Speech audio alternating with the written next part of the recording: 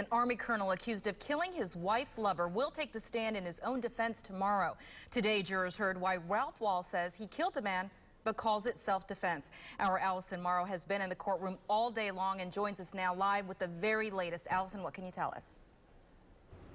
Well, we do expect tomorrow's testimony to be as sordid and explicit as it was today. These are details about a very steamy evening, so explicit, in fact, we really cannot repeat much of it on TV.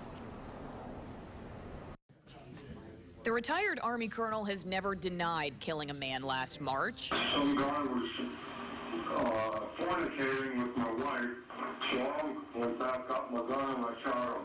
The question for jurors as they decide Ralph Wald's fate, not what he did, but what he thought. The deceased grabs Jonna by the arms and, using her as a human shield, starts trying to avoid that gun. Defense attorney Joe Episcopo says his client killed in self-defense, thinking he'd caught an intruder raping his wife, unaware that man was actually her lover, Walter Conley. I was drunk and probably blacked out. I'm a blackout drinker. Jonna Flores says she can't really remember that night, though she does remember hiding a sexual relationship for years. Conley even had her face tattooed on his arm, which prosecutors argue Wald would have recognized, given the many times they'd met. At times, he was her employee in a fencing business she owned.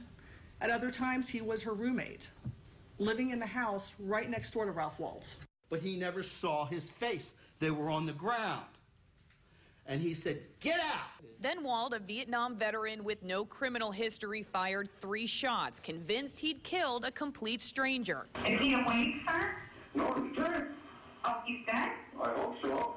After all, the defense argues Flores convinced Wald she was incapable of consensual sex after childhood abuse. To this day,